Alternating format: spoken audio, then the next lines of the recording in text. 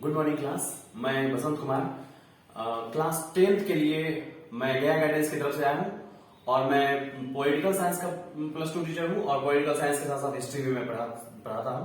तो यहाँ पर मैं आपके लिए क्लास 10th के बोर्ड के लिए जो अत्यंत आवश्यक क्वेश्चन है वहां मैं डिस्कशन करूंगा, जो कि अभी जस्ट जो एग्जाम होने वाला है 1 महीने के बाद, उसके लिए बहुत ही उपयोगी साबित होगा। तो इसमें हम बहुत ही शॉर्ट समय में 2 चैप्टर आपके सामने है, हिंद चीन में राष्ट्रवाद और भारत में राष्ट्रवाद। कहा जाता है कि पूरे 10th क्लास में सबसे कोई जटिल चैप्टर कहा जाता है तो ये इंडो चाइना को।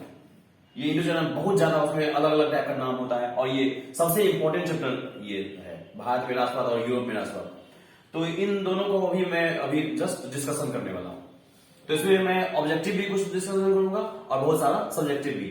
बहुत 1 घंटे के वीडियो में आपको जो है दोनों चैप्टर बहुत ही ज्यादा क्लियर हो जाएगा। तो शुरू करते हैं बच्चों आज का क्लास। तो सबसे पहले हिंद चीन में राष्ट्रवाद। हिंद चीन में राष्ट्रवाद में सबसे पहला क्वेश्चन लेते हैं, अंकोर वाट का मंदिर कहां स्थित है? तो अंकोर वाट का मंदिर जो है बच्चों ये कंबोडिया में स्थित है। और दूसरा क्वेश्चन है कि इंडो चाइना जो हिंद चीन है वहां पहुंचने वाले प्रथम व्यापारी कौन थे? तो इसमें पुर्तगाली होगा बच्चों, कि यहां सबसे पहले कौन पहुंचे थे? पुर्तगाली लोग पहुंचे थे।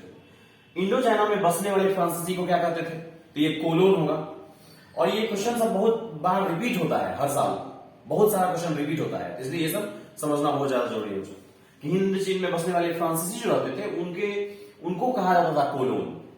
उसके बाद नरोत्तम सिंघानुक है, कहां के शासक है? नरोत्तम सिंघानुक जो है कंबोडिया के शासक है। एक बुक लिखा गया था, the history of the loss of Vietnam, कि वियतनाम का जो लॉस है उसका हिस्ट्री किसने लिखा? The history of the loss of Vietnam, इसने लिखा फान बोई चाओ। इस बुक को फान बोई चाओ ने लिखा है। उसके बाद चलते हैं बच्चों कि मार्च 1946 में फ्रांस व वियतनाम के बीच होने वाला समझौता, मार्च 1946 में हुआ था, फ्रांस और वियतनाम के बीच हुआ था समझौता। उसको हम लोग जानते हैं हनोई समझौता के बारे में, हम हनोई समझौता के नाम से। किस प्रसिद्ध दार्शनिक ने अदालत लगाकर अमेरिका को वियतनाम युद्ध के लिए दोषी ठहराया था?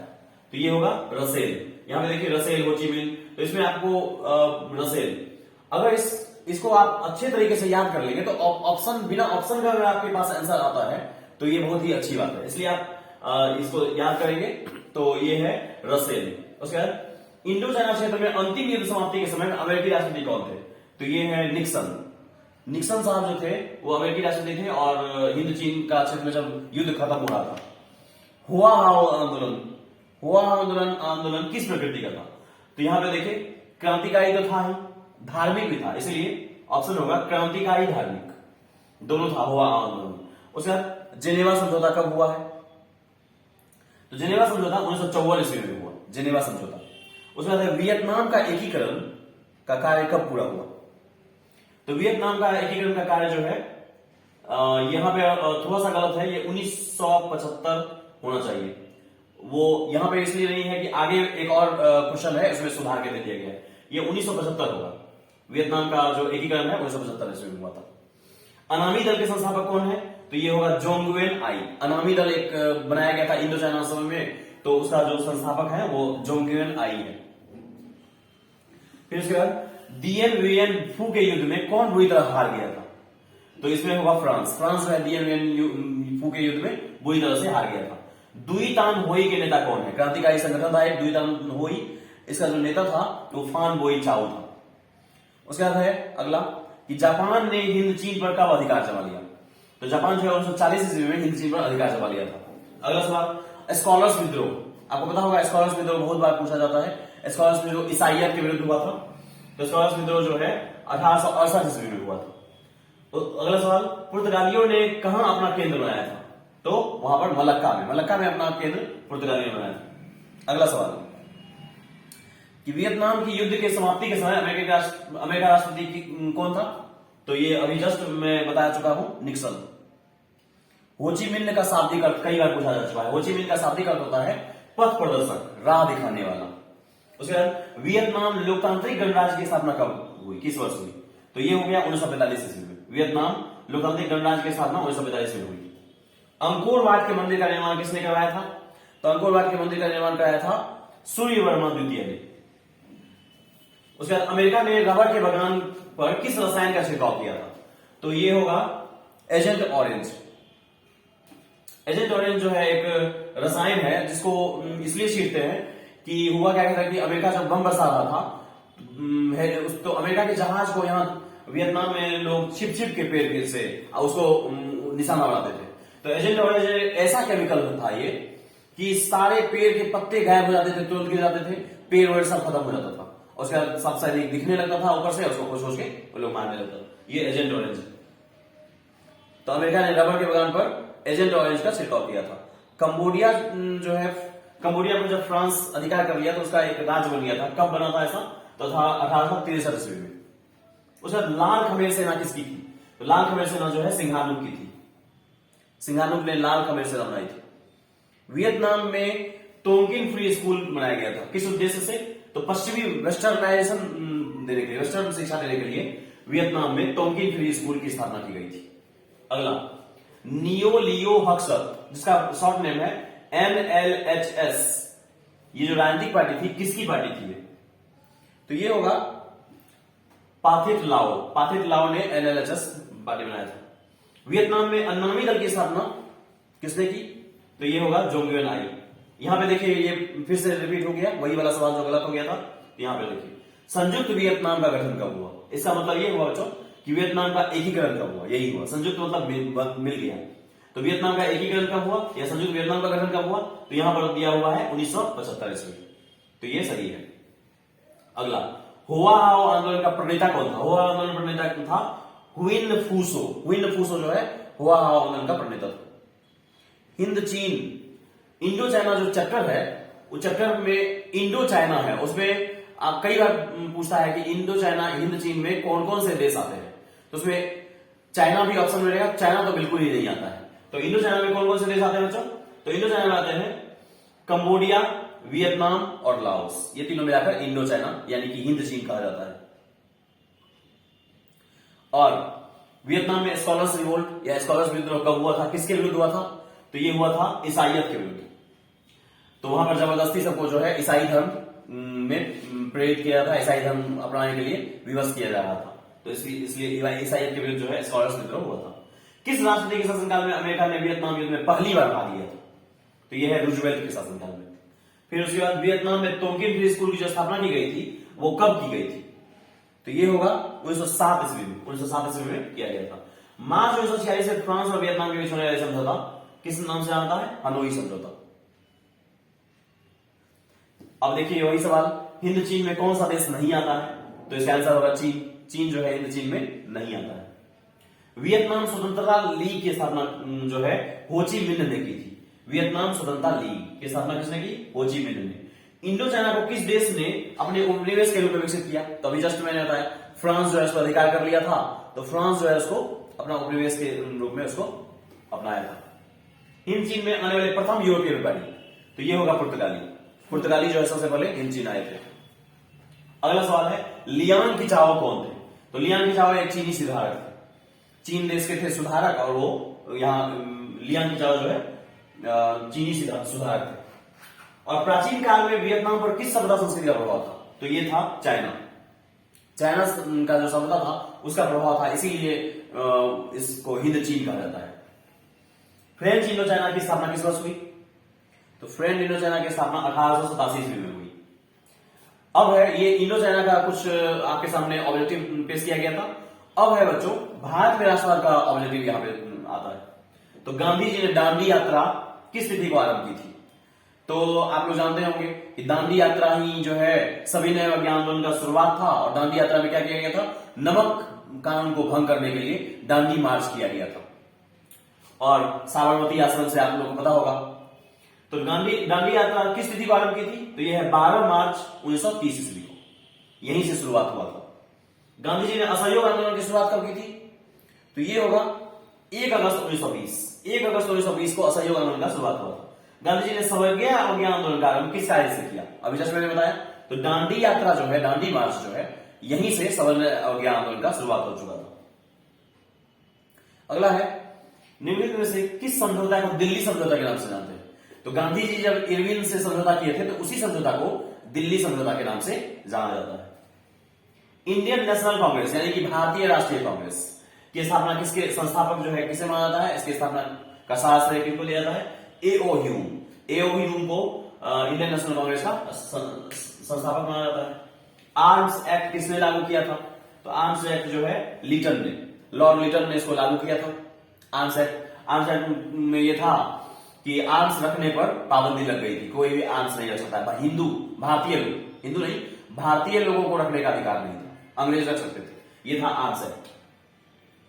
उसके बाद लखनऊ समझौता कब हुआ, तो लखनऊ समझौता 1916 ईस्वी में हुआ है। रॉयट एक्ट क्यों पारित किया गया था, तो रॉयट एक्ट एक काला कानून कहा जाता था, वो इसलिए पारित हुआ था कि क्रांतिकारी गतिविधियों पर अंकुश लगाने के लिए रॉयट एक्ट लगा था। उसके बाद एक नाम आता है बादशाह खान या सीमांत गांधी, ये दो क्वेश्चन है इसमें। बादशाह खान के नाम से कौन फेमस थे, सीमांत गांधी के नाम से कौन फेमस थे, तो ये है खान अब्दुल गफ्फार खान। उसके बाद फिर पूना समझौता किसके किसके बीच हुआ था, तो पूना समझौता हुआ था गांधी जी और अंबेडकर के बीच में। जालियांवाला बाग तो आप लोग सुने ही होंगे, जालियांवाला बाग हत्याकांड के जब हो गया था 13 अप्रैल 1919 को, तो उसके जस्ट बाद उसकी जांच के लिए गठन किया गया था एक समिति का, तो गठन था, वो समिति था हंटर समिति। हंटर समिति जो है जालियांवाला बाग के बाद आया था इसी का जांच करने के लिए। भारतीय राष्ट्रवाद का उदय का सबसे प्रमुख कारण, यहां पे देखिए ध्यान से क्वेश्चन देखिएगा, सबसे प्रमुख कारण एक ही है, हालांकि है सब है टोटल सब सही है, लेकिन सबसे प्रमुख कारण तो एक ही था, अंग्रेजी साम्राज्यवाद के विरुद्ध असंतोष। जब ये होगा उसके बाद तो ये सब आप करेंगे, राजनीतिक एकीकरण, प्रशासनिक एकीकरण, साहित्य समाचार पत्र का प्रकाशन के माध्यम से सबको विद्रोह की भावना आएगी, लेकिन ये सबसे पहले अगर होगा क्या, तो अंग्रेजी साम्राज्यवाद के विरुद्ध असंतोष जब होगा तभी आप जो है भारतीय राष्ट्रवाद का उदय का सबसे प्रमुख कारण वही है। गांधी जी ने साबरमती आश्रम की स्थापना क्यों की, अभी जस्ट मैंने बताया कि नमक कानून तोड़ने के लिए वहीं से शुरुआत किया था, तो इसलिए तो नमक कानून भंग करने के उद्देश्य से ही साबरमती आश्रम की स्थापना हुई थी। रंपा विद्रोह क्या हुआ था, तो रंपा विद्रोह 1916 ईस्वी में हुआ था। जालियांवाला बाग तो आप लोग जानते ही होंगे कि 13 अप्रैल 1919 को जालियांवाला जो है अमृतसर का एक जालियांवाला बाग था, उसी में जनरल डायर जो है अपने सैनिक के साथ आकर भारतीय सैनिक को वहां पर लाकर एक ही गेट था उसमें एंट्रेंस, वहां पर सब खड़े हो गए और वहां पर रॉलेट एक्ट के विरोध में वहां पर सभा लगी हुई थी। और पंजाबी का एक मेला भी है, मेला भी लगा हुआ था, पंजाबियों का एक मेला सिख धर्म में होता है, तो वो सब लोग उसमें जमा थे और जनरल डायर जो है उसको गोली चलाने का आदेश दे दिए और इसमें बहुत सारे लोग मारे गए। तो ये हुआ था 13 अप्रैल 1919। 1911 ईस्वी में बंगाल विभाजन किसने वापस लिया, 1911 में देखिए ध्यान से देखिए 11 में बंगाल विभाजन वापस लिया गया है। बंग भंग आंदोलन जो हुआ था 1905 में हुआ था, 1905 में बंगाल विभाजन हो गया था, लेकिन 1911 में उसको वापस ले लिया किसने, तो लॉर्ड हार्डिंग ने। फिर पूर्ण स्वराज की मांग का प्रस्ताव कांग्रेस के 30 वार्षिक अधिवेशन में हुआ, तो ये था 1929 ईस्वी में लाहौर जो है रावी नदी के किनारे लाहौर अधिवेशन हुआ था 1929 में। उसमें ये लोग जो है एक प्रस्ताव दिए, कांग्रेस का वार्षिक अधिवेशन जो था, उस प्रस्ताव में ये था कि हम लोग एक डेट चुने कि हम लोग जो है ना मन से ही अपने आप को गुलाम मान लिया, अब तो बहुत ज्यादा हम लोग कितना दिन तक अंग्रेजों का गुलामी सहेंगे, तो खुद से अगर मन से हम लोग स्वतंत्र होना चाहें तो आज से हम लोग जो है स्वतंत्रता मनाएंगे। तो कुछ ऐसा डेट चुना गया और वो डेट था कि 26 जनवरी 1930। उसी समय से पूर्ण स्वतंत्रता मनाने लगे थे। हर साल जो है उस दिन मिठाई बांटने लगे थे कि आज से जो है आज देश आजाद हुआ, आज देश आजाद हुआ, आज ही के दिन आज से हम लोग अपने देश को आजाद मानेंगे। कौन सा डेट, तो 26 जनवरी 1930। और ये आगे क्वेश्चन भी पूछता है कई बार कि 26 जनवरी 1930 को जो आजादी की क्वेश्चन ये होता है कि 26 जनवरी 1950 को ही संविधान क्यों लागू किया गया, तो उसके पीछे यही था कि 26 जनवरी 1930 से जो पूर्ण स्वतंत्रता मनाया जा रहा था, तो भारत जब आजाद हुआ तो था 15 अगस्त 1947। 15 अगस्त को अंग्रेज भारत छोड़कर चले गए। अब ये 26 जनवरी 1930 से ही हर साल 26 जनवरी 1931, 32, 33, 34, 35 हर साल 26 जनवरी को स्वतंत्रता दिवस मनाया जाता था। अब हो गया 15 अगस्त को आजाद। अब वो भारतीय लोग सोचे, भारत के विद्वान सब, तो 26 जनवरी का महत्व तो ज्यादा था, हम लोग उसी दिन स्वतंत्रता दिवस मनाते थे, आखिर 26 जनवरी का क्या करें। तब याद आया कि अच्छा हम लोग का संविधान जो है बना है 26 नवंबर को, तब उसी डेट को संविधान को लागू कर देंगे। तो इसीलिए 26 जनवरी को लागू किया गया, क्योंकि 26 जनवरी 1930 से ही हम लोग स्वतंत्रता दिवस मनाते थे। ये एग्जाम में पूछ सकता है। अगला है बम्बई में कांग्रेस समाजवादी दल की स्थापना कब हुई, तो यह 1934 ईस्वी में मुंबई में कांग्रेस समाजवादी दल की स्थापना की गई थी। गदर पार्टी तो लाला हरदयाल से जुड़ा हुआ है। गदर पार्टी की स्थापना किसने और कब की थी? गदर पार्टी की स्थापना लाला हरदयाल ने 1913 ईस्वी में की थी। राष्ट्रीय स्वयंसेवक संघ, जो ये बहुत इंपॉर्टेंट संघ था उसी समय से और आज तक उसका चलता आ रहा है शाखा। तो भारतीय राष्ट्रीय स्वयंसेवक संघ की स्थापना कब और किसने की? तो 1925 ईस्वी में केवी हेडगेवार ने राष्ट्रीय स्वयंसेवक संघ की स्थापना की थी। गांधी जी ने नमक कानून की स्थिति को भंग किया। तो नमक कानून जो है 6 अप्रैल 1930 को वहां पर पहुंच गए और सबके सामने समुद्र के किनारे नमक अपने से खुद से बनाकर नमक कानून को तोड़ दिया गया, क्योंकि वहां पे नमक पर भी टैक्स लगा दिया गया था अंग्रेज सरकार के द्वारा। तो गांधी जी बोले कि इस पर ये तो नमक है, सब गरीब जनता के लिए जो है दूभर हो जाएगा जीना, तो नमक पर हम लोग कोई टैक्स नहीं देंगे, हम लोग खुद से जाके कानून बनाएंगे, नमक खुद से हम लोग बना लेंगे। तो ये हुआ। हिंद स्वराज पुस्तक भी उन्हीं के द्वारा लिखा गया है, गांधी जी के द्वारा, हिंद स्वराज। अगला है किसने 1920 ईस्वी में ताशकंद में भारतीय कम्युनिस्ट पार्टी की स्थापना की? तो यह है एम एन रॉय ताशकंद में इसका स्थापना किया था। अलीगढ़ आंदोलन का नेतृत्व जो है सैयद अहमद खान ने किया था। वेदों की ओर लौटो, ये एक नारा है, वेदों की ओर लौटो जो है स्वामी दयानंद सरस्वती ने दिया था। स्वराज दल के अध्यक्ष कौन है? तो यहां पर ध्यान से देखिएगा, स्वराज दल के अध्यक्ष हैं चित्तरंजन दास। आप लोग कभी कभी कंफ्यूजन हो जाएगा मोतीलाल नेहरू से। तो स्वराज दल के जो अध्यक्ष हैं वो है चित्तरंजन दास और मोतीलाल नेहरू जो है इनके सचिव हैं स्वराज दल। किस तिथि को पूर्ण स्वतंत्रता घोषित किया गया था? यही अभी जस्ट मैंने बताया। तो 26 जनवरी 1930 को पूर्ण स्वतंत्रता घोषित कर दिया गया था। भारत के सब लोग जो है बोले कि आज से हम लोग स्वतंत्र हैं, बहुत हर जगह पे स्वतंत्रता दिवस मनाया जाने लगा था 26 जनवरी 1930 से। आर्य समाज की स्थापना, ये भी आर्य समाज की स्थापना जो 1875 ईस्वी में कौन किए थे? दयानंद सरस्वती ने किया था। फारवर्ड ब्लॉक का स्थापना किए थे सुभाष चंद्र बोस था। वल्लभ भाई पटेल जो कि भारत के 565 देशी रियासतों को एक किए, पटेल को सरदार का उपाधि किसने दिया था? सरदार। तो ये कहा जाता है कि बारदोली सत्याग्रह जब हुआ था ना, तो बारदोली में उसको महिलाओं द्वारा सरदार की उपाधि मिली थी। असहयोग आंदोलन का प्रस्ताव कांग्रेस के किस अधिवेशन में पारित हुआ था? तो ये सितंबर 1920 कलकत्ता अधिवेशन में सितंबर 1920 में असहयोग आंदोलन का प्रस्ताव कांग्रेस जो है के कलकत्ता अधिवेशन में इसका पारित हुआ था। अगला है भारत में खिलाफत आंदोलन जो है कब और किस देश के शासक के समर्थन में हुआ? तो तुर्की का जो शासक था उसके समर्थन में खिलाफत आंदोलन हुआ था और ये था 1930 ईस्वी का समय। उसके बाद अगला क्वेश्चन है श्रमिक विवाद अधिनियम कब बनाया गया? तो श्रमिक विवाद अधिनियम 1929 में बना था। अली मुसालियार ने किस विद्रोह का नेतृत्व किया था? अली मुसालियार ने जो है मोगला विद्रोह का नेतृत्व किया था। खलीफा पद की समाप्ति में तुर्की में कब संपन्न की गई? तो खलीफा जो है, खलीफा का पद था जो मुस्लिम में बहुत ही इंपॉर्टेंट माना जाता था, तो उसकी समाप्ति कर दी गई तुर्की में। तो वो कब हुआ? तो 1924 ईस्वी में। अगला है भारतीय कम्युनिस्ट पार्टी की स्थापना किसने की? तो भारतीय कम्युनिस्ट पार्टी की स्थापना जो है एम एन रॉय ने की है। यहां पे खलीफा पद का जो है समाप्ति ये कहीं 1919 से 24 तक माना जाता है कि 1919 से 24 तक में संबंध हुआ। अगला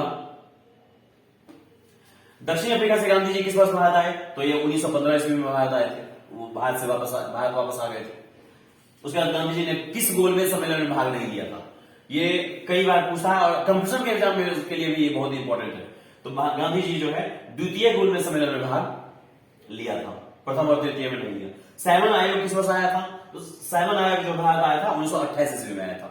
साइमन कमीशन कि भारत का प्रशासन सुधारने के लिए, कि भारत में एक अच्छा प्रशासन हो, कैसे व्यवस्था ठीक किया जाए, साइमन कमीशन आया। अगला है कांग्रेस समाजवादी दल की स्थापना किस वर्ष की गई? तो कांग्रेस समाजवादी दल की स्थापना 1934 ईस्वी में की गई।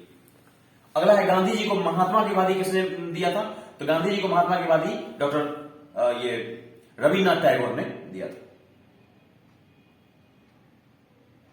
अगला है सांप्रदायिक निर्णय की घोषणा किसने की? सांप्रदायिक, इसको पंचाट भी कहते हैं, सांप्रदायिक पंचाट। तो सांप्रदायिक निर्णय की घोषणा जो है मैकडॉनल्ड ने किया था।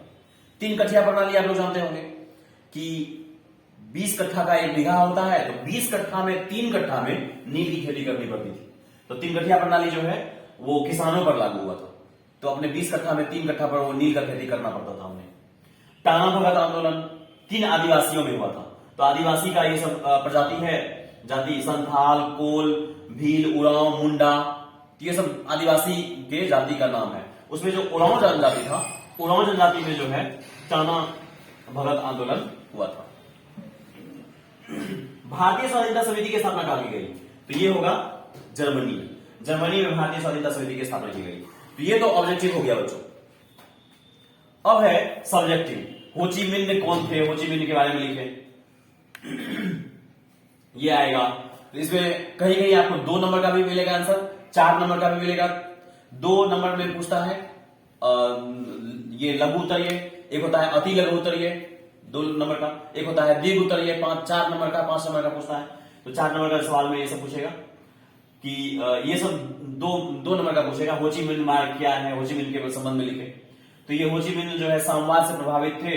उसने 1925 ईस्वी में वियतनामी क्रांतिकारी दल का गठन किया था और सैनिक प्रशिक्षण की व्यवस्था किया था अपने कार्यकर्ताओं के लिए। उसके बाद विश्वव्यापी आर्थिक मंदी और फ्रांसीसी सरकार की क्रूरता जो है बहुत ज्यादा दमन जो करने लगे, उसके कारण हो ची मिन्ह ने राष्ट्रीय आंदोलन को तीव्र किया था। बस एक शॉर्ट डिस्क्रिप्शन देख लीजिए, सुनेंगे तो आपको समझ में आ जाएगा। हो ची मिन्ह मार्ग हो गया, उन्हीं के नाम से एक मार्ग हो गया। क्या था वो मार्ग? तो हनोई से चलकर लाओस कंबोडिया के सीमा क्षेत्र से गुजरता हुआ दक्षिण वियतनाम तक जाता था।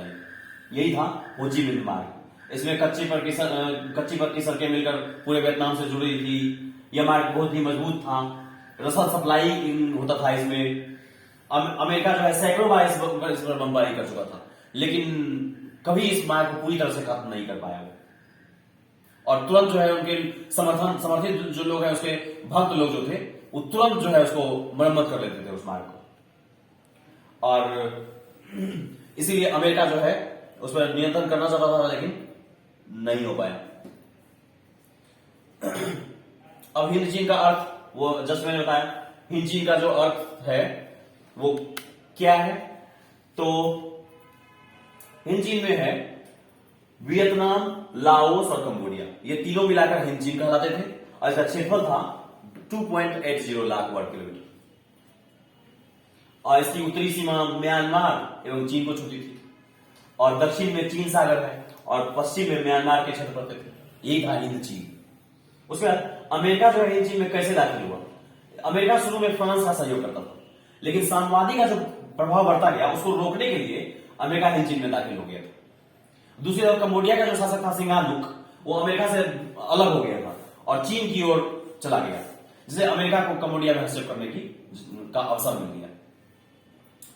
और अमेरिका कंबोडिया या पूरे हिंद चीन में साम्यवादी प्रभाव को बढ़ाना नहीं चाहता था, क्योंकि आप जानते हैं अमेरिका जो है पूंजीवादी है और इधर साम्यवादी था, तो उसको बढ़ाना नहीं चाहता था, इसलिए हिंद चीन में हस्तक्षेप किया वो अमेरिका। आप समझ गए होंगे। रासायनिक हथियार नापाम और एजेंट ऑरेंज क्या है? तो ये नापाम क्या था?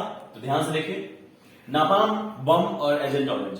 नापाम बम में नापाम एक कार्बनिक यौगिक है बच्चों, और जो अग्नि बमों में गैसोलीन के साथ मिलकर एक ऐसा मिश्रण तैयार करता था जो स्किन से चिपक जाता था और जलता रहता था। ठीक अगर आप इसको समझना, आज का एसिड अटैक लगभग वैसा ही है। एसिड जब आप चेहरा पे किसी का चला जाता है, तो जब तक उसका असर रहता है, एसिड रहता है, तब तक उसके स्किन को खाते जाता है, अंदर तक खा जाता है। मतलब अगर आप आग से जलते हैं और एसिड से जलते हैं, तो एसिड ज्यादा खतरनाक होता है। ठीक लगभग उसी तरह से एसिड जो है स्किन से चिपक के, ये जो नापाम स्किन से चिपक जाता था और जलता रहता, जब तक चिपका हुआ है तब तक जलाता रहेगा स्किन को। ये था नापाम बम। दूसरा एजेंट ऑरेंज एक जो है जहर था, जिसको पेड़ों की पत्तियां जो है एकदम तुरंत झुलस जाता था और पेड़ मर जाते थे। अभी जस्ट मैंने बताया था कि एजेंट ऑरेंज का उपयोग जो है अमेरिका क्या किया था कि जंगल में छिप के ना हम लोग का जहाज गिराए, इसलिए जंगल को ही तबाह कर देंगे, छिपेगा कहां पे, इसलिए एजेंट ऑरेंज। और एजेंट ऑरेंज क्या है? तो ये जहां पे रहता था, जिस डब्बे में, उसमें जो पट्टी रहता था वो ऑरेंज कलर का रहता था, इसीलिए एजेंट ऑरेंज हो गया इसका नाम। अब है हुआ आंदोलन। हुआ वियतनाम का एकीकरण है, तो बौद्ध धार्मिक जो लोग थे बौद्ध धर्म के, और उसका एक धार्मिक क्रांतिकारी आंदोलन था। ये पूछता भी एग्जाम में कि किस प्रकार का था, तो धार्मिक भी था, क्रांतिकारी भी था। धार्मिक क्रांतिकारी जो 1939 में शुरू हुआ था, और इसका नेता था हुइन फूसो। हुइन फूसो इसका नेता था। अगला है वियतनाम में स्कॉलर्स रिवोल्ट क्यों हुआ। तभी जैसे मैंने बताया, ईसाई मिशनरी का प्रभाव बहुत ज्यादा बढ़ता जा रहा था। उसको खत्म करने के लिए 1868 में ईसाइयत के विरुद्ध एक अच्छा बहुत ही जबरदस्त आंदोलन हुआ, जिसको स्कॉलर्स रिवोल्ट कहते हैं, और इसको विद्वानों का भी विद्रोह कहते हैं। इस आंदोलन को राज दरबार के अधिकारियों ने चलाया था। वे कैथोलिक धर्म के प्रचार और वियतनाम पर फ्रांसीसी आधिपत्य के विरोधी भी थे, कि किसी की भी तरह से ईसाई धर्म का प्रचार प्रसार को के प्रभाव, बढ़ते प्रभाव को रोका जाए। और यहां पर देख, इन आंदोलन का जोर सबसे अधिक कहां हुआ, निगुएन और हातियन प्रांतों में, जहां हजारों ईसाइयों को मार डाला गया था। अगला है जिनेवा समझौता कब और किसके बीच हुआ। तो जिनेवा समझौता जो है 1954 ईस्वी में हुआ, और फ्रांस और वियतनाम के बीच अमेरिकी हस्तक्षेप के कारण हुआ। तो ये देखिए, एक नंबर वाला अति लघु उत्तरीय सवाल ऐसा भी रहता है, 2 नंबर 1 नंबर का सवाल भी पूछ सकता है। पाथिट लाओ की स्थापना क्यों की गई। पाथिट लाओ एक सैन्य संगठन था, और इसका यह कारण था कि इसकी सहायता से लाओस में साम्यवादी व्यवस्था स्थापित करना चाहता था, और इसकी स्थापना सुफन बोंग ने की। ये लोग करना चाहता था कि साम्यवादी व्यवस्था, और अमेरिका क्यों असर किया था कि अमेरिका साम्यवादी व्यवस्था को बढ़ने नहीं दे रहा था, बस ये इसलिए असर किया था। अगला है एक तरफा अनुबंध व्यवस्था क्या था। वियतनामी मजदूर से बगानों में एक तरफा अनुबंध व्यवस्था के अंतर्गत काम करवाया जाता था, और इस व्यवस्था में मजदूरों को इकरारनामा, याद करिए आप, गिरमिटिया मजदूर टाइप का, ठीक उसी तरह से यहाँ पे किया जाता था कि इकरारनामा के अंतर्गत जो बगान मालिक और मजदूरों के बीच होता था, वो काम करना ही पड़ता था उसको। ऐसा मजदूर को कोई अधिकार नहीं था, और मालिक को असीमित अधिकार, मालिक जितना ज्यादा अधिकार उस पर थोपते ज्यादा उसको करना पड़ता था। तो यही था एक तरफा अनुबंध व्यवस्था। मायरी हत्याकांड। मायरी जो है दक्षिणी वियतनाम का एक गांव था, जहां के जो है लोगों का वियतकांग समर्थक मानकर अमेरिकी सेना ने पूरे गांव को घेर लिया था, और जितने सारे पुरुष थे उनको मार दिया गया, और औरत और बच्ची को, सारे लड़कियों और औरतों को बंधक बना के रख लिया गया, और कहा जाता है कि उन सबों के साथ बहुत ही अमानवीय व्यवहार किया बहुत दिनों तक, और उसके बाद जो है उसमें पूरे गांव में आग लगा दिया गया, और इसका पूरा विश्व में आलोचना भी हुआ था। अगला है फ्रांसीसियों ने मेकांग डेल्टा में नहरें क्यों बनवाई, इसका क्या परिणाम हुआ। तो सिंचाई के लिए बनाया गया था, मेकांग डेल्टा में सिंचाई सुविधा के लिए नहरें बनवाई थी, और धान की खेती में इसके कारण आश्चर्यजनक रूप से वृद्धि भी हुई थी, जिसके कारण 1931 तक वियतनाम विश्व का तीसरा चावल निर्यातक देश भी बन गया था। ये नहर बहुत ही काम का हुआ वहां पे। अगला जिनेवा समझौता के प्रावधानों का वर्णन करें। 1954 में जो जिनेवा समझौता हुआ था, उसके द्वारा इंडो चीन के लाओस और कंबोडिया स्वतंत्र कर दिए गए थे, और दोनों राज्यों में वैध राजतंत्र एवं संसदीय व्यवस्था लगाई गई थी। वियतनाम का विभाजन अस्थायी रूप से 2 भाग में कर दिया गया था। कौन कौन, तो एक था उत्तरी वियतनाम, एक दक्षिणी वियतनाम। और ये भी एग्जाम में कई बार पूछा है कि दोनों राज्यों की विभाजन रेखा जो है 17वीं समांतर पर बनाई गई थी। ये एग्जाम में कई बार पूछा, यहां भी ऑब्जेक्टिव निकलेगा बच्चों कि दोनों उत्तरी वियतनाम और दक्षिणी वियतनाम का जो विभाजन रेखा है उसे 17वीं समांतर कहते हैं। और उत्तरी वियतनाम में हो ची मिन्ह की कम्युनिस्ट सरकार को मान्यता दी गई, और दक्षिण वियतनाम में बाओ दुई की सरकार बनी रही, और 1956 में पूरे वियतनाम के लिए चुनाव भी करवाने जाने का यहां पे प्रावधान था। लाओस एवं कंबोडिया। लाओस और कंबोडिया पर भारतीय प्रभाव का वर्णन करें, ये क्वेश्चन होगा। तो इस पर भारतीय संस्कृति का भी प्रभाव था। इस क्षेत्र में बौद्ध धर्म और हिंदू धर्म दोनों का प्रसार हुआ था। 4वीं सदी में कंबोज राज्य के शासक भारतीय मूल के थे इसमें, तब कंबोज भारतीय संस्कृति का प्रधान केंद्र बन गया था। और 12वीं सदी में राजा सूर्यवर्मन ने प्रसिद्ध अंकोर वाट का मंदिर, आपको पता है राजा सूर्यवर्मन द्वितीय जो है अंकोर वाट का मंदिर बनाया था। यह हिंदू धर्म का विश्व में सबसे बड़ा मंदिर है। और 16वीं सदी में कंबोज का पतन हो गया, उसके बाद आंतरिक व्यवस्था अव्यवस्था का स्थिति बन गया। तो ये भारतीय शासक था, उसके बाद अंकोर वाट मंदिर भारत का लोग बनाया था, इसलिए उसका सभ्यता संस्कृति का असर हुआ। वियतनाम में टोंकिन फ्री स्कूल क्यों स्थापित किया गया, तो ये 1907 में वियतनाम में टोंकिन फ्री स्कूल इसलिए किया गया कि वहां पे पाश्चात्य शिक्षा का जोर शोर बढ़े, पाश्चात्य शिक्षा दिया जाने लगा था। इसके साथ साथ विज्ञान, स्वच्छता और फ्रांसीसी भाषा की शिक्षा देने की व्यवस्था की गई। आधुनिक मॉडर्न बनाने के लिए बल दिया गया उसमें, और यूरोपीय शैली का रहन सहन के लिए वहां पर व्यवस्था किया गया, ऐसा शैली अपनाइए, पहनावा वहां चेंज करिए। तो ये टोंकिन फ्री स्कूल था। बाओदाई कौन था, बाओदाई कौन था, फ्रांस और अमेरिका के समर्थन से दक्षिणी वियतनाम के प्रांत अन्नाम का शासक बना था बाओदाई। लेकिन वियतनाम में सामाजिक राष्ट्रवादी के बढ़ता विद्रोह जो हो रहा था, उसका टिकना बहुत कठिन था, इसलिए 25 अगस्त 1942 को बाओ ने अपना पद भी त्याग दिया था। तो बाओ ये कौन था बच्चों? अमेरिका के समर्थन से दक्षिण वियतनाम के प्रांत अन्नाम का शासक बना था वो। अगला है 1970 में जकार्ता सम्मेलन क्यों बुलाया गया? कंबोडिया में अमेरिकी हस्तक्षेप के साथ चीन का भी हस्तक्षेप शुरू हो गया था। अमेरिका जो है क्यों हस्तक्षेप किया था आपको पता है? अमेरिका जो है उसको ये पूंजीवादी देश बनाना चाहता था, साम्यवादी पर बढ़ता जा रहा था इसीलिए। और चाइना जो उसमें हो गया तो दोनों देश उसमें हस्तक्षेप कर दिया और ये विश्व शांति का खतरा बन गया। और अमेरिका ने कंबोडिया से अपनी सेना को वापसी की घोषणा कर दी थी कि अब हमें अपना सेना वापस ले आएंगे, लेकिन दक्षिण वियतनाम कंबोडिया से अपनी सेना हटाने को तैयार नहीं हुआ था। और इसी समस्या के समाधान के लिए 1970 में जकार्ता सम्मेलन हुआ था, जो 11 देश थे इसमें और सारे के सारे एशिया के देश थे। भारत में राष्ट्रवाद के उदय के कारण क्या है? ये तो बड़ा सवाल है, ये 4 नंबर का सवाल हो सकता है। तो इसमें सबसे पहले था अंग्रेज के विरुद्ध असंतोष जो हो गया था। अंग्रेज की प्रजातीय विभेद नीति हो गई थी। अंग्रेज अपने को श्रेष्ठ मानते थे भारत की अपेक्षा, भारत को उपेक्षा की दृष्टि से देखते थे। बहुत ज्यादा प्रतिबंध कर दिए थे। रेलगाड़ी, क्लब, होटल में वो सफर नहीं कर सकते थे, प्रवेश नहीं कर सकते थे, जिसमें कि अंग्रेज से करते थे। और बहुत ही पक्षपातपूर्ण रवैया अपनाते थे। और सरकारी नागरिक सेवा में जो है भारतीयों का प्रवेश काफी मुश्किल हो गया था। आपको पता है कि आईसीएस का परीक्षा का एज जो है न्यूनतम एज की सीमा भी घटा दी गई थी। उसके बाद भी भारतीय लोग कर लेते थे। सुरेंद्रनाथ बनर्जी जो है के साथ भी ऐसा ही किया गया था कि एग्जाम में सफल हो जाते थे, उसके बाद भी उनको फेल कर दिया जाता था। उसके बाद इन सब कारणों से भारत में राष्ट्रवाद सब लोगों में भावना जगी कि ये जो है हमारे लिए अच्छा नहीं कर रहे हैं, तो क्यों नहीं अब पूरा देश के साथ हम लोग पूरा देश को एक नजर से देखकर हम लोग राष्ट्रवाद का जो है विकास करें और पूरे एक साथ मिलकर एकजुट होकर अंग्रेज का विरोध करें। अगला है भारत में राष्ट्रवाद उपनिवेश विरोधी आंदोलन कैसे विकसित हुआ?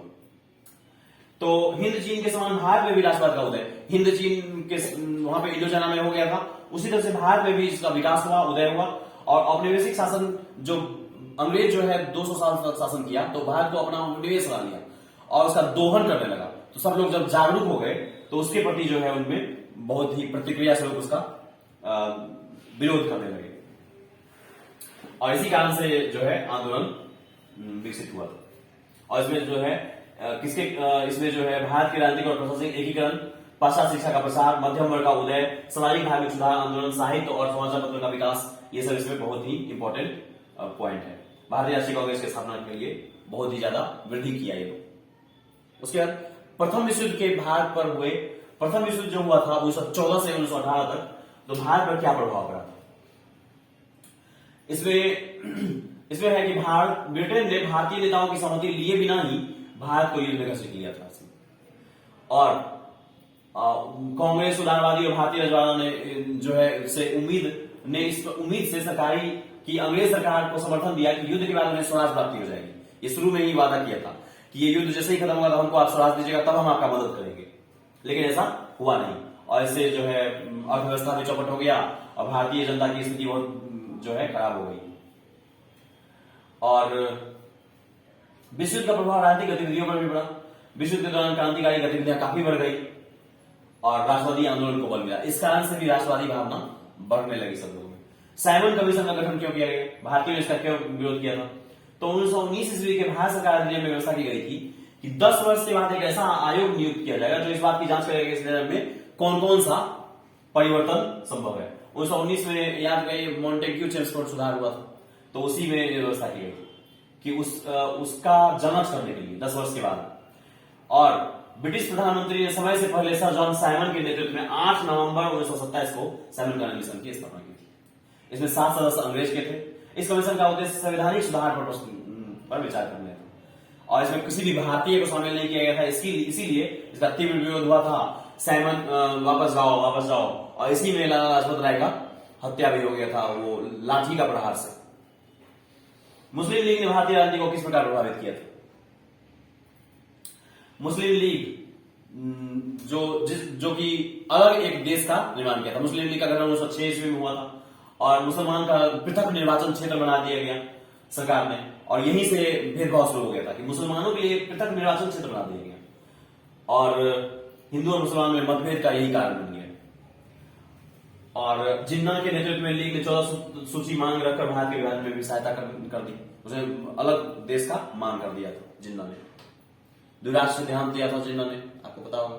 स्वराज पार्टी की स्थापना में उद्देश्य की चर्चा करें तो असहयोग आंदोलन जो अचानक से खत्म हो गया था, कब हुआ था? चौरी चौरा कांड 1922 में जो हुआ था, तो गांधी जी जो है हिंसा के विरोध में थे, अचानक से वापस ले लिए, तो उसके कारण जो है छोड़ हो गया। और 1922 में चित्तरंजन दास और मोतीलाल नेहरू ने कांग्रेस से असहमति जताई। गांधी जी को बोला गया कि आप क्यों वापस लिए, अभी हम लोग पूरा का पूरा जीत दर्ज कर रहे थे, लग रहा था ऐसा। और बहुत सारे इतिहासकार ऐसा कहते भी हैं कि अगर गांधी जी वो वहां पे वापस नहीं लेते अपना असहयोग आंदोलन, तो शायद उसी समय अंग्रेज बाहर छोड़कर चले जाते। और लेकिन गांधी जी का जो सिद्धांत था उस सिद्धांत पे वो अटल रहे। गांधी जी का भी यहाँ पे बहुत सारे लोग गांधी जी को गलत ठहराते, लेकिन यहाँ पे गांधी जी अपने सिद्धांत के पक्के थे। उन्होंने कहा था कि हम बस अहिंसा का साथ देंगे। और यहाँ पे चौरी चौरा कांड में जो अंग्रेज को थाना में जला दिया गया, इसी कारण से गांधी जी बहुत क्षुब्ध हो गए और बोले अब हम वापस लेते हैं इसका। उसके बाद ये चित्तरंजन दास जो है और ये मोतीलाल नेहरू से असहमत हो गए, गांधी जी से बहुत नाराज हो गए। उसके बाद उन्होंने 1922 में स्वराज पार्टी का गठन किया था। और उसके बाद अगला क्वेश्चन है, गांधी जी ने चंपारण में किस व्यवस्था के विरुद्ध किसानों को संघर्ष के लिए प्रेरित किया? तो गांधी जी जो है चंपारण में 3 गठिया व्यवस्था के विरुद्ध किसानों को संघर्ष के लिए प्रेरित किया था कि 3 गठिया प्रणाली। और गांधी जी को चंपारण में सबसे पहले कौन बुलाया था, ये भी पूछेगा। तो राजकुमार शुक्ल जो है उनके बुलावे पे गांधी जी जो है गए थे वहां। गांधी जी ने खिलाफत आंदोलन का समर्थन क्यों दिया? तो क्यों इसीलिए किया कि हिंदू मुस्लिम एकता बनी रहे, कि अगर वहां पे हम देंगे तो भारत का मुस्लिम लोग भी सोचेगा कि नहीं हम लोग के लिए काम कर रहा है। इसलिए हिंदू मुस्लिम की एकता के लिए जरूरी था कि तुर्की को भी सपोर्ट किया जाए। तो वहां पे भारत में एक बड़ा जन आंदोलन, असहयोग आंदोलन चलाना जो था, इसीलिए दोनों को साथ लेकर चलना जरूरी था। अब चंपारण आंदोलन कब हुआ, इसके क्या क्या कारण थे? तो चंपारण आंदोलन 1917 में बिहार के चंपारण जिले में हुआ था। बिहार में जो है नील की खेती जो करवाया जाता था जबरदस्ती, 3 गठिया प्रणाली चालू था कि 1 बीघा में यानी कि 20 कट्ठा में से 3 कट्ठा पे आपको नील की खेती करनी ही पड़ेगी। तो उसको नीले किसान कहा जाता था और जो अंग्रेज करवाते थे उसको नीले गोरा कहा जाता था। और लेकिन दिक्कत यह था कि नील जो है, नील जमीन को उर्वर नहीं रख पाता है, जमीन को बंजर बना देता है और उर्वरता कम हो जाती है और उसके उत्पादन का उचित कीमत भी नहीं मिलता था भारतीय को। इससे दयनीय स्थिति हो गई उसकी। और किसान के पक्ष को लेकर महात्मा गांधी ने चंपारण में सत्याग्रह आंदोलन का शुरुआत किया और लास्ट में ये सक्सेस भी हुआ। आगे समाजवादी दल का गठन क्यों हुआ? समाजवादी दल, तो समाजवादी विचारधारा का भी उदय और विकास जो है 20वीं शताब्दी के तीसरे दशक में हो गया था और किसानों की दयनीय स्थिति में सुधार लाने के उद्देश्य से समाजवादी दल का गठन हुआ। और विश्वव्यापी आर्थिक मंदी याद आता है 1929-30 में विश्वव्यापी आर्थिक मंदी का प्रभाव जो है, सबसे बुरा प्रभाव श्रमिक और किसान पर भी पड़ा था। आपको पता होगा 1929 में जो आर्थिक मंदी आता था, कहा जाता है कि लोग जो है सर पर जो है पैसा लेके जाते थे और पॉकेट में सामान लेकर आते थे, ऐसा आर्थिक मंदी था। 1929 का ही कहा जाता है पूरा विश्व में। और समाजवादियों, इसीलिए समाजवादी जो है किसान और जो श्रमिक है उसका स्थिति खराब हो गया था, उसकी स्थिति सुधारने के उद्देश्य से सुधार लाने के लिए इसका गठन किया गया था। अगला है कि गांधी जी ने असहयोग आंदोलन क्यों आरंभ किया था और यह प्रथम जन आंदोलन कैसे था? तो रॉयट कानून जो हुआ, रॉयट कानून जिसमें कि काला कानून भी कहा जाता था, उसके बाद जालियांवाला बाग हत्याकांड हो गया था 1919 में। इन सब के विरोध में खिलाफत आंदोलन के समर्थन में गांधी जी ने असहयोग आंदोलन जारी करने किया और इसका उद्देश्य भी था स्वराज की प्राप्ति। और इसमें समाज के विभिन्न वर्गों के लोग ने पहली बार व्यापक रूप से भाग लिया था और ये था ग्रामीण क्षेत्रों में किसान, मजदूर, आदिवासी सब इसमें एक साथ आंदोलन में भाग लिए थे। इस तरह से बच्चों ऐसा बहुत सारा छोटा छोटा क्वेश्चन। इसके बाद हम लॉन्ग क्वेश्चन पे जाएंगे। अभी ऑब्जेक्टिव में भी ये सब बताया गया था कि पूर्ण समझौता किसके बीच हुआ था, तो ये सब छोटा छोटा क्वेश्चन है। अब हम लोग चलते हैं दीर्घ उत्तरीय क्वेश्चन पे।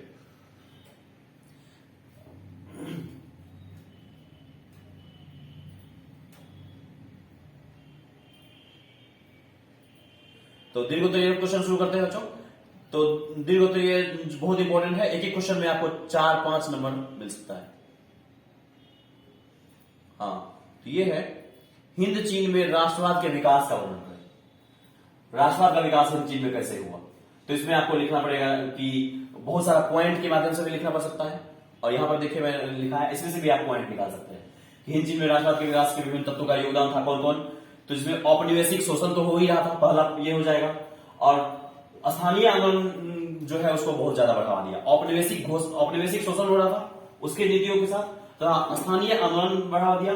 और उसके बाद 1903 में फान बोईचाओ ने दुई तान होई नामक एक क्रांतिकारी संगठन की स्थापना कर दी। इसका नेता था कुआंग ले। और Phan Boi Chau the history of the loss, ये तो आपको बुक पहले ही बताया गया है। वियतनाम लिखकर हलचल पैदा कर दिया सब लोगों में, क्योंकि ये जो रचना लिखा सब लोगों तक जब पहुंचा तो वो जो है बहुत ही जबरदस्त, आपको पता होगा कि ये रचना कितना काम करता है राष्ट्रवाद में। मुझे एक बुक का नाम याद आता है, प्रेमचंद ने एक बुक लिखा था सोजे वतन, तो उसमें पीछे में लिखा, आप बुक देखेंगे तो उसमें लिखा हुआ था कि अंग्रेज कहते हैं उनको, उस सोजे वतन पर रोक लग गया था, और प्रेमचंद को कहते हैं कि शुक्र करो कि तुम अंग्रेज के साथ अमलदारी में हो, अगर मुगल दरबार में होते तो तुम्हारे दोनों हाथ काटे जाते। तो ये रचना जो है, रचना बहुत ज्यादा प्रोत्साहित करता है आगे बढ़ने के लिए राष्ट्रवाद के उदय में। उसके बाद 1905 में जापान जो है रूस को जो हरा दिया था, तो ये तो बहुत ही बेइज्जती हो गया रूस का। दुनिया का सबसे शक्तिशाली और सबसे बड़ा देश था रूस उस समय में, और एक छोटे से चूहे जैसा देश था जापान, वो हरा दिया, और पूरा का पूरा वहां पे बहुत ज्यादा उसका विरोध भी होने लगा था उसमें। उसके बाद ये जो है, लेकिन इधर क्या हुआ, जापान जैसे ही हराया तो हिंद चीन के लिए प्रेरणा का स्रोत बन गया कि हम लोग कम है लेकिन हम लोग भी वैसा कर सकते हैं, हम लोग भी जीत सकते हैं बड़ा सवाल युद्ध। और रूसो और मॉन्टेस्क्यू जैसे फ्रांसीसी विचारक भी अपना विचार दिए, और उनकी भावनाओं से सब लोग प्रेरित हो रहे थे। राष्ट्रवादी नेता फान चुतिन भी हुए, और ये सब जो है बहुत जबरदस्त अपना जो है प्रयास कर रहे थे सब में राष्ट्रवाद की भावना लाने के लिए।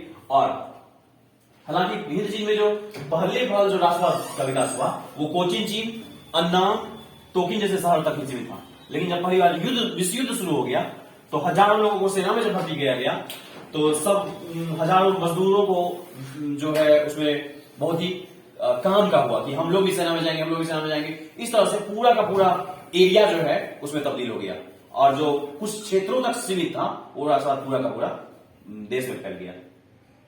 अब अगला चलते हैं, हिंद चीन में उपनिवेश की स्थापना का उद्देश्य क्या था।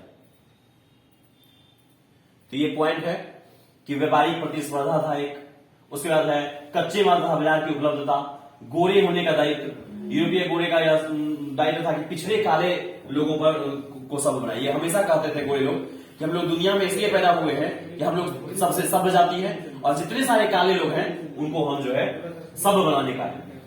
तो इसके अतिरिक्त कैथोलिक धर्म का प्रचार और उपनिवेश की स्थापना भी एक उद्देश्य था। इस तरह से आप लोग पढ़ेंगे इसको पॉइंट वाइज तो आपको समझ में आएगा।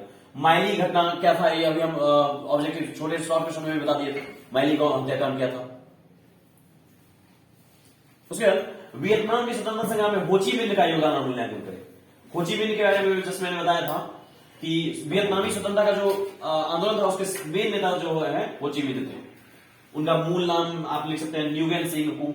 मतलब कि यहां पर क्वेश्चन में ध्यान दीजिएगा कि हो ची मिन्ह के योगदान, यानी कि हो ची मिन्ह के बारे में ज्यादा फोकस करना है, और वियतनाम का स्वतंत्रता संग्राम तो हो ची मिन्ह में फोकस करना है, और स्वतंत्रता संग्राम कैसे शुरू हुआ तो उनके बारे में तो लिखना ही है, हल्का सा इंट्रोडक्शन देना है कि वो उनका नाम क्या था, मूल नाम, उनका जन्म 19 मई 1890 को वियतनाम में हुआ था, और पेरिस में मास्को में शिक्षा ग्रहण की। मार्क्सवादी विचारधारा से जुड़ने के कारण वो क्रांतिकारी विचारधारा के हो गए, और उन्होंने कहा कि संघर्ष के बिना जो है वियतनाम को आजादी नहीं मिल सकती, और इसलिए उन्होंने 17 में वियतनामी साम्यवादियों का एक गुट बनाया। और लेनिन द्वारा कॉमिंटर्न की जो स्थापना हुई उसके बाद उसके भी सदस्य लेनिन ने कॉमिंटर्न का स्थापना किया था, उसका समझ गए, और इसी से प्रेरित होकर 1925 में उन्होंने वियतनामी क्रांतिकारी दल का गठन किया था। और उसके बाद इनका बहुत ही नेतृत्व प्रदान किया गया। वियतनाम जो है इनका नेतृत्व में राष्ट्रवाद का वियतनाम में स्वतंत्रता संग्राम हुआ। अगला है कि वियतनाम में साम्राज्य विरोधी संघर्ष में महिलाओं की भूमिका। तो ये अभी जस्ट मैंने बताया, उसमें ये भी दीजिएगा, इसमें ट्रंग बहने का बहुत ही महत्वपूर्ण योगदान माना जाता है। तो इसमें देखिएगा वियतनाम में राष्ट्रवादी आंदोलन में महिलाओं की भूमिका बहुत महत्वपूर्ण थी, और इसमें अभी बस जस्ट मैंने बताया था वो होची मिन्ह मार्ग जो था, उस मार्ग में महिलाएं भी बहुत ज्यादा रसद पहुंचाती थी, तो उसमें महिलाएं वहां भी एक पॉइंट रह जाएगा कि मार्ग से जाती थी। तो इसमें देखिए स्वतंत्रता संग्राम में विभिन्न रूप में भाग लेती थी, छापामार योद्धा के रूप में, नर्स के रूप में, उसके बाद है राष्ट्रवादी धारा में आकृष्ट करने के लिए बीते वक्त वैसी महिलाओं का गुणगान किया जाने लगा कि कौन कौन महिलाएं थी, उसका कहानी सुनाने लगा कि देखो ट्रंक बहने थी, आत्महत्या कर ली आपने आबरू बचाने के लिए, अपना इज्जत बचाने के लिए। तो यही है, राष्ट्रवादी नेता खान बाबी साहू ने 1913 में ट्रंक बहनों के जीवन पर एक नाटक लिखा। इन बहनों ने वियतनाम पर चीनी अधिपत्य के विरुद्ध होने वाले युद्ध में भाग लिया था और पराजय जब निकट देख रही थी तो उसके बाद जो है हथियार डालने के लिए आत्महत्या कर ली। और ये नाटक जो है सब पर बहुत ही गहरा प्रभाव डाला। उसके बाद ट्रंक बहन ने वीरता और देशभक्ति का प्रतीक बन गई और ट्रंक बहनों के समान त्रिआयु का भी महिमा करने लगा। दो यहाँ पे मेन थी कहानी जिसका सुनाया जाता था, उसके बाद शहीद होने वाली दोनों थी और ये बहुत ही प्रेरणा स्वरूप बना और बड़ी संख्या में स्त्रियां जो है स्वतंत्रता संग्राम में आगे आई। अगला है फ्रांसीसी शोषण के साथ साथ उसके द्वारा किए गए सकारात्मक कार्यों की चिंता समीक्षा करें। फ्रांसीसी शोषण तो हुआ था, फ्रांस जो उसको उपनिवेश बना लिया था, तो उसके बाद उसको कहा जाने लगा, पहले कहा जाता था हिंद चीन, उसका फ्रांस हो गया तो फ्रांस हिंद चीन कहा जाने लगा। अनेक तरह का शोषण हुआ लेकिन साथ साथ कुछ सकारात्मक कार्य भी हुए थे। तो क्या हुआ, कृषि की उत्पादकता बढ़ाने के लिए जो है नहर और जल निकास का समुचित प्रबंध किया गया और दलदल भूमि और जंगल आदि में कृषि क्षेत्र को बढ़ाया जाने लगा और इसी के कारण 1931 तक वियतनाम विश्व का तीसरा बड़ा चावल, याद करिए अभी जस्ट मैंने बताया था शॉर्ट क्वेश्चन में कि नहर का जो निर्माण किया गया उसे तीसरा बड़ा चावल निर्यातक देश हो गया और ये किसके द्वारा किया गया था, वो फ्रांस के द्वारा ही किया गया था। तो शोषण तो किया ही जा रहा था, साथ साथ सकारात्मक कार्य भी हो गया और बहुत सारा योजना भी बनाया। आर्थिक विकास को बढ़ावा देने के लिए प्रशासनिक और सैनिक उद्देश्य से भी बहुत सारा काम किया गया। एक विशाल रेल नेटवर्क द्वारा पूरे इंडो चाइना को जोड़ दिया गया फ्रांस के द्वारा। बंदरगाह का विकास किया गया, सड़कों का जाल बिछा दिया गया। उसके बाद जो है फ्रांसीसियों ने तो लाभ उठाया ही और फ्रांसीसी ने सोची समझी नीति के अनुसार वियतनाम में अपनी नई शैक्षणिक नीति भी लागू कर दी थी और शिक्षा में जो है परंपरागत स्थानीय भाषा अथवा चीनी भाषा में शिक्षा पा रहे लोगों को जो है उसने क्या किया था, फ्रांसीसी भाषा में शिक्षा देने लगी और उसके साथ में वियतनाम में टोंकिन फ्री स्कूल भी बनाया गया कि पाश्चात्य शिक्षा भी लीजिए, फ्रांसीसी भाषा भी सीखिए, सब कुछ। तो इस तरह से जो है शोषण करने के साथ साथ उन्होंने सकारात्मक कार्य किया और उसका विकास भी किया। मॉडर्नाइजेशन वहां लाया उन्होंने, आधुनिकता सबको मॉडर्न बनाने के लिए जोड़ दिया। उसके बाद एक और व्यक्ति का नाम आता है, कंबोडिया के इतिहास में नरोत्तम सिंघानुक की भूमिका का उल्लेख करिए।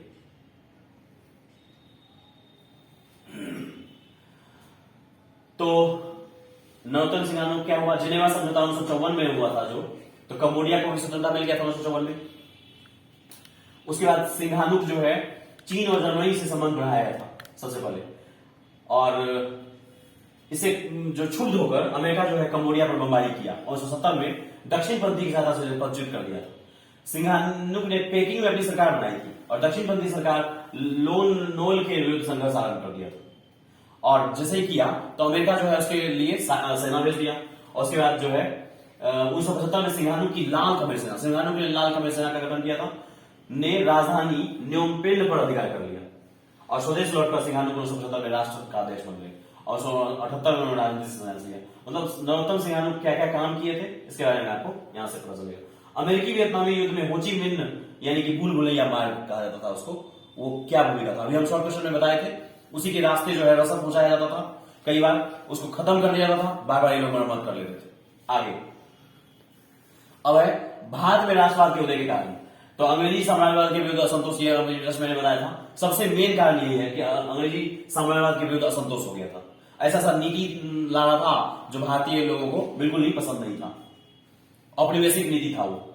उसके बाद आर्थिक कारण ये था कि आपको पता है कि यहाँ का सारा जो उद्योग धंधा वो चौपट हो गया था उनके कारण, कुटीर उद्योग धंधे सब नष्ट हो गए थे। उसको फिर उसके बाद नील की खेती करवाई जाती थी। उसके बाद फिर अंग्रेजी शिक्षा का प्रसार, अंग्रेजी शिक्षा का प्रसार जो है ना उसकी मानसिक जड़ता समाप्त कर दी भारतीयों की मतलब कि अंग्रेजी शिक्षा का जब प्रसार हुआ तो बड़े बड़े देश के जो बड़े बड़े क्रांति हुआ, ये क्या कहते हैं कार्ल मार्क्स, बड़े बड़े साहित्यकार, उनका जो बुक पढ़ने को मिला उससे बहुत ज्यादा क्रांति की भावना उत्पन्न हो गई। अगला है सामाजिक धार्मिक सुधार आंदोलन। बहुत सारे आंदोलन हुए, जैसे कि ब्रह्म समाज की स्थापना हुई, आर्य समाज की स्थापना, प्रार्थना समाज, उसके बाद समानता स्वतंत्रता की भावना जो जागृत हुई इन सब आंदोलनों से। तो इसका प्रभाव जो हुआ राष्ट्रवाद के उदय के कारण हुआ। राजनीतिक एकीकरण, 1857 का विद्रोह में जब वो उनको जो फांसी दे दिया गया मंगल पांडे को, उसके बाद जो है बहुत सब एक नजरिए से कभी कभी सोचने लगे कि भारत को पूरा एक देश के आधार पे देखा जाए। और उसमें हुआ क्या था कि 1857 से पहले ईस्ट इंडिया कंपनी के हाथ में था। 1857 के बाद क्या किया गया, ईस्ट इंडिया कंपनी से हटकर पूरा ब्रिटेन जो है अपने हाथ में ले लिया था भारत का शासन व्यवस्था। और उसके बाद इसी में क्या हुआ कि पूरे भारत को जोड़ने के लिए लॉर्ड हर्नल ने रेल का विकास किया था, रेल डाकघर की व्यवस्था। इसके कारण पूरा भारत जो है एक संपूर्ण भारत एक दूसरे से जुड़ पाया। और यहीं से 1857 से ही पूरे भारत एक होने लगा था कि पूरा भारत में एक साथ क्रांतिकारी सब लोग क्रांति हो। और यहीं से राष्ट्रवाद का मतलब की प्रेरणा मिला। उसके बाद भारतीय राष्ट्रीय आंदोलन में ये क्वेश्चन हो गया, भारतीय राष्ट्रीय आंदोलन में गांधी जी के योगदान। तो गांधी जी जो बहुत सारा 1917-18 में चंपारण विद्रोह हुआ था, वो सक्सेस दिलाया, खेरा, फिर अहमदाबाद में सत्याग्रह का सफल प्रयोग हुआ। 1920 में असहयोग आंदोलन आरंभ किया उन्होंने। उसके बाद 1930 में जो है वो संविधान आंदोलन का शुरुआत किया था दांडी यात्रा से, तो वो भी आप लिखेंगे। उसके बाद है भारत छोड़ो आंदोलन 1942 में। उसके बाद मतलब कि जितना सारा है गांधी जी का बहुत सारा आंदोलन के साथ आप जोड़ते जाएंगे अपना, तो आपका हो जाएगा कि गांधी जी का योगदान क्या क्या था। और यही सब आंदोलन के कारण बाद में जो है भारत को स्वतंत्रता मिली। उसके बाद सविनय अवज्ञा आंदोलन के कारण, तो साइमन कमीशन जो है उसमें भारतीय को नहीं रखा था, इसके कारण विद्रोह हो रहा था, विरोध हो रहा था उनका। नेहरू रिपोर्ट जो है उसमें यह था कि 1928 में दिल्ली में एक सर्वदलीय सम्मेलन का आयोजन किया गया और समिति ने ब्रिटिश सरकार से डोमिनियन स्टेट की दर्जा देने की मांग की। और नेहरू रिपोर्ट स्वीकृत तो नहीं हो सका, लेकिन सांप्रदायिकता की भावना सबके सामने आ गई। और सांप्रदायिकता क्या था, वही सांप्रदायिकता क्या होता है ये भी 10th क्लास में कई बार पूछा है। सांप्रदायिकता से क्या समझते हैं, तो एक धर्म को दूसरे धर्म से श्रेष्ठ मानना ही सांप्रदायिकता है। और गांधी जी से निपटने के लिए सविनय अवज्ञा आंदोलन का कार्यक्रम शुरू कर दिया। अगला है विश्वव्यापी आर्थिक मंदी का प्रभाव हो गया, पूरा दुनिया ही इसकी चपेट में आ गया था। भारत से धन का निष्कासन बंद नहीं किया, तब भी इतना चपेट में आ गया, तभी भारत से धन खींच रहा था, वो लूट रहा था। और सविनय अवज्ञा आंदोलन एक बहुत ही अच्छा अवसर ये भी मिल गया कि सब भारत के सब लोग देखे कि अरे यहाँ पे तो अंग्रेज हम लोग का दोहन अभी भी कर ही रहा है। समाजवाद का बढ़ता प्रभाव, समाजवाद बढ़ रहा था। अभी जस्ट मैंने बताया समाजवाद क्यों बढ़ा, किसानों की सहायता के लिए। क्रांतिकारी आंदोलन का उभार हो गया, मेरठ षड्यंत्र केस, लाहौर षड्यंत्र केस जो हुआ था। उसके बाद बंगाल में भी क्रांतिकारी गतिविधियां बहुत सारी बढ़ रही थी। पूर्ण स्वराज की मांग भी एक मुद्दा है कि 1929 में लाहौर अधिवेशन में पूर्ण स्वराज की मांग के लिए एक डेट तैयार किया गया था। 26 जनवरी 1930 से स्वतंत्रता दिवस मनाया जा रहा था। ये सब कारणों से भी बहुत ज्यादा इसमें गांधी जी का समझौतावादी रुख भी हुआ। दिल्ली समझौता हुआ था इरविन के साथ, 11 सूत्री मांग रखा था उन्होंने। तो परंतु इरविन ने गांधी जी से मिलना भी मना कर दिया और दमन चक्र चलाया। इसके बाद होकर गांधी जी ने अपना आंदोलन दांडी मार्च से शुरू किया और यहीं से शुरू होते ही सविनय अवज्ञा आंदोलन का शुरुआत था। ये असहयोग आंदोलन के कारण और परिणाम। असहयोग आंदोलन में कौन कौन सा है, रॉयट एक्ट है, जलियांवाला बाग और खिलाफत आंदोलन। ये सब तीनों जो है असहयोग आंदोलन के कारण मिले। उसका परिणाम क्या हुआ, तो परिणाम में आप जानते हैं कि चौरी चौरा में जो है गांधी जी, अभी जस्ट मैंने बताया था, गांधी जी हिंसक नहीं चाहते थे और हिंसा हो गया। 5 फरवरी 1922 को गोरखपुर के चौरी चौरा नामक स्थान पर जो थाना में जो आग लगा दिया गया, 22 पुलिसकर्मी की जो हत्या हो गई, यहीं पे गांधी जी जो है वापस ले लिए। और ये परिणाम ये हुआ कि उसके बाद बहुत सारा गांधी जी गिरफ्तार भी हो गए। उसके बाद ऐसा लगा कि भारत जो है आजाद हो रहा था, लेकिन फिर से जो है लग रहा था कि सत्ता छीन लिया गया और इसी कारण से फिर स्वराज पार्टी सबका गठन हुआ। अगला है खिलाफत आंदोलन क्यों हुआ, गांधी जी ने इसका समर्थन क्यों किया। तो ये कहा जाता है कि तुर्की जो है ऑटोमन साम्राज्य का राजधानी, उसका जो खलीफा था तुर्की का, वो ऑटोमन साम्राज्य का सुल्तान भी था और पूरा दुनिया में जितना सारा मुस्लिम था सबका धर्म गुरु था वो। यानी कि एक देश का जो खलीफा था वो पूरे दुनिया का वो धर्मगुरु था। जैसे कि अभी भी आप ले लीजिए पोप जो है वो पूरी दुनिया के जितने सारे ईसाई हैं सब उनको लगभग गुरु मानते हैं अपना। तो वैसे ही पैगंबर के बाद सबसे अधिक प्रतिष्ठा उन्हीं का था, खलीफा का। प्रथम युद्ध में जर्मनी के साथ तुर्की भी हार गया था और पराजित तुर्की पर विजय जो मिस्र राष्ट्रों ने उसके बाद कठोर संधि थोप दी थी और ऑटोमन साम्राज्य को भी खंडित कर दिया गया और इससे भारतीय मुसलमान में बहुत ज्यादा आक्रोश हो गया था और तुर्की के सुल्तान एवं खलीफा की शक्ति को प्रतिष्ठा की पुनः स्थापना के लिए संघर्ष करने को तैयार हो गए कौन? भारत के भी मुसलमान। और इसी के लिए खिलाफत आंदोलन शुरू हुआ था। और इसमें जो है 1919 में अली बंधु, ये बहुत बार एग्जाम में पूछता है कौन है, 1919 में अली बंधु मोहम्मद अली और शौकत अली ने मुंबई में खिलाफत समिति का गठन भी किया था और आंदोलन चलाने के लिए जगह जगह पर खिलाफत कमेटियां बनाई और इसका पूरा का पूरा सहयोग कौन किए थे? गांधी जी इसका पूरा का पूरा समर्थन कर रहे थे। और क्यों? क्योंकि उनको आंदोलन चलाना था और हिंदू मुस्लिम एकता के लिए वो अपना काम कर रहे थे। अभी जस्ट मैंने बताया ये दोनों, इसमें अंतर क्या था आप समझ जाएंगे। महिलाओं की समझ के आंदोलन में क्या क्या भूमिका थी। स्त्रियां भी जो है नमक सत्याग्रह में बहुत बढ़ चढ़ कर साथ साथ हिस्सा ली थी, चरखा चलाने में की थी वो काम। भारतीय राष्ट्रीय आंदोलन में वामपंथी की भूमिका। इसके बाद जालियांवाला बाग हत्याकांड क्यों हुआ तो आप लोग जानते ही होंगे, अभी जस्ट मैंने बताया था छोटे क्वेश्चन में।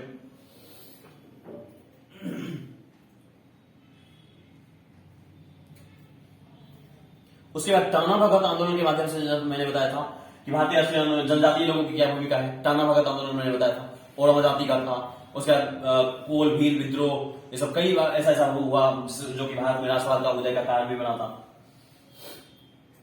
उसके बाद बिरसा मुंडा भी आता है इसमें, जनजातीय आंदोलन में कहेंगे। इस तरह से बहुत सारे क्वेश्चन जो है आपको मिलेंगे और इसको आप देखेंगे तो बहुत ही शॉर्ट समय में आपको मैंने सब्जेक्टिव ऑब्जेक्टिव का एक शॉर्ट डिस्कशन तैयार किया, आपके सामने में शॉर्ट डिस्कशन किया। आप इसको सुनेंगे समझेंगे तो अभी जस्ट एग्जाम में आपको बहुत ही फायदा देगा ये। तो इस तरह से अगला मैं फिर 2 चैप्टर लेकर आऊंगा बच्चों। Okay, thank you.